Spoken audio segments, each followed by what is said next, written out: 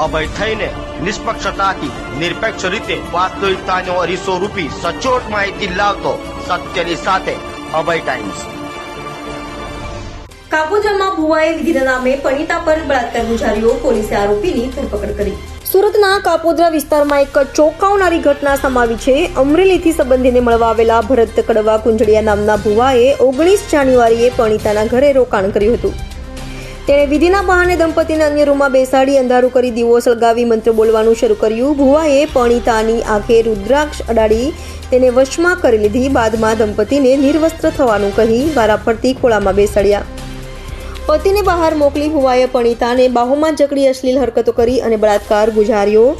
પીડિતાએ Kapodra police મથકમાં ફરિયાદ નોંધાવતા પોલીસે તાત્કાલિક કાર્યવાહી કરી આરોપી ભરત કડવા કુંજડિયાની અમરેલીથી ધરપકડ કરવામાં આવી છે। આ ઘટનાએ વિસ્તારમાં ચકચાર મચાવી છે અને પોલીસે આગળની તપાસ હાથ ધરી છે।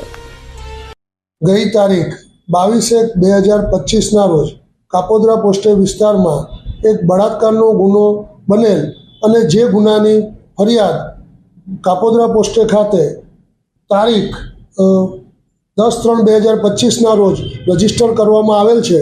જે ગુનાના કામે હકીકત એવી છે કે આ કામના ભોગ બનનાર અને ફરિયાદી અને આ કામના આરોપી જેઓનું નામ ભરતભાઈ કડવાભાઈ કુંજડિયા, રહેવાસી સરખા, તાલુકો ધારી, જિલ્લે અમરેલીનાઓ, જેઓ મામા ફોઈના સગા થતા હોય અને ઉપરોક્ત આરોપી ભુવા તરીકેનું કામ કરતા હોય, તેઓએ ધાર્મિક વિધિ કરવાના બહાને ભોગ બનનારને રૂમમાં એકલા રાખી તેઓની સાથે બળજબરી કરી અને તેઓની સાથે દુષ્કર્મ આચરેલ હોય, જે અનુસંધાને કાપોદ્રા પોલીસ સ્ટેશન ખાતે ગુનો રજીસ્ટર કરવામાં આવેલ અને આ ગુનાની તપાસ ઓઇન શ્રી MB અવસુરા કાપોદ્રા પોલીસ સ્ટેશનનાઓ કરી રહેલ છે।